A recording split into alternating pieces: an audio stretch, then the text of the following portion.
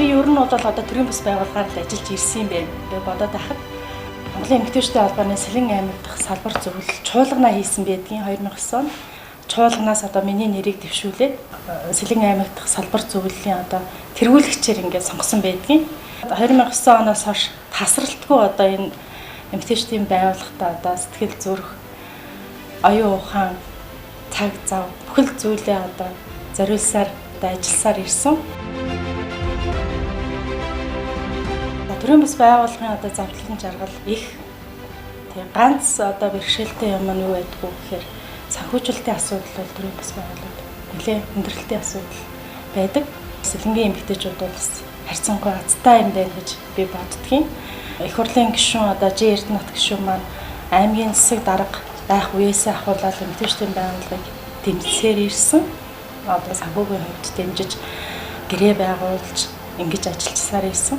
За тэрний хүчинд бид одоо үйл ажиллагаагаа бас тодорхой хэмжээнд явуулж 94 жилийн түүхтэй энэ байгууллагын одоо гал боломжийг унтраахгүй юмсан гэсэн юм сэтгэлээр одоо ажиллаж ирсэн байдаг юм аа. 2019 онд одоо эмэгтэйчүүдийн Сэлэн аймаг дахь салбар зөвлөл маань бас чуулганаа хийж эмэгтэйчүүдийн байгууллагын бүтэц зохион байгуулалтын талаар нэлээд том өөрчлөлт хийгдсэн. За энэ чуулганаар бол одоо бас эмэгтэйчүүдийн зөвлөлийн даргыг одоо их хурлын гишүүн болсон Өнөр Олор гишүүнийгээ бол сонгосон нь одоо маш зөв сонголт болсон гэж би хувьдаа бас алзуурч байгаа.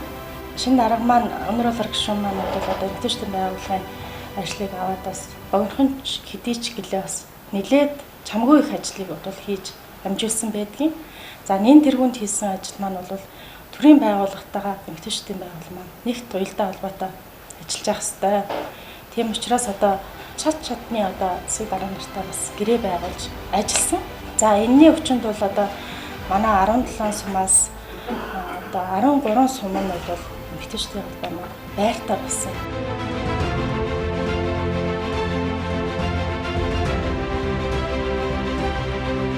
Сайлаа бэлтгэхээр саваа бэлт гэдэг.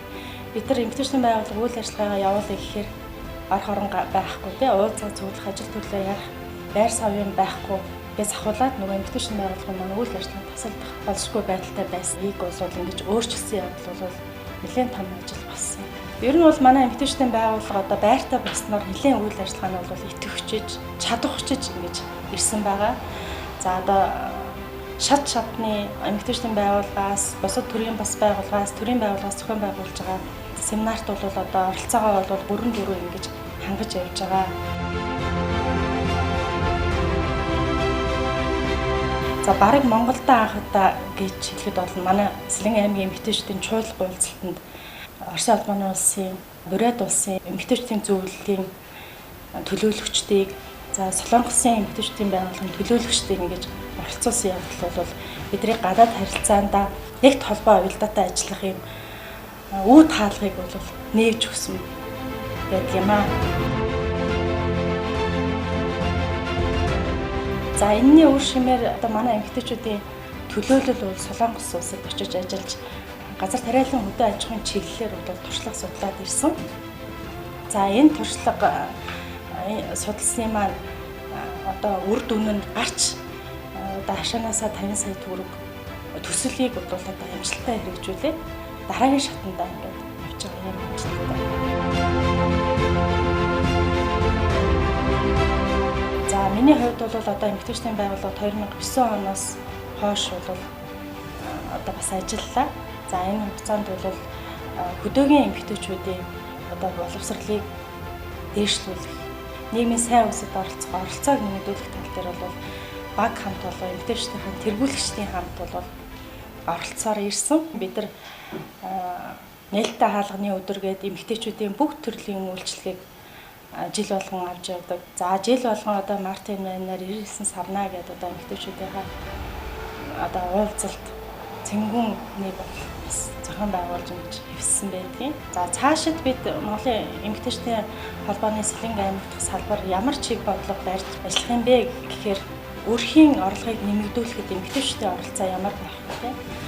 Ажлын байрыг яаж нэмэгдүүлэх, эмэгтэйчүүдээ яаж ажилтаа, орлоготой, цалинтай байх юм бэ гэдэг дээр одоо илүү их анхаарч ажиллана гэсэн юм төлөвөө боловсруулаад ингэж ажиллаж байгаа.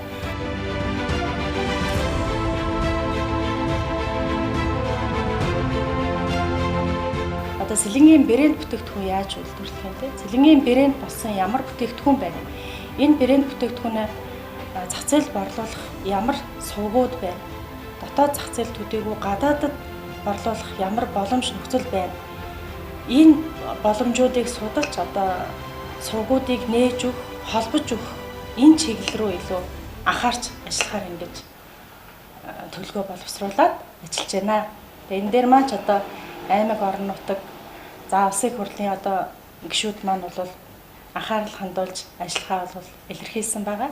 Бидний үйл ажиллагааг бол одоо бас одоогийн засаг дарга иш оргил бол бас нэлээд сайн ингэж дэмжиж ажилладаг юм байнамаа. Тэгээ энэ ташрамд бас засаг даргадаа бас эмэгтэйчдийнхаа Сэлэнг аймгийн нийт эмэгтэйчдийнхаа нэрийн өмнөөс бас баярсан талхснаа илэрхийлье гэж бодож байна.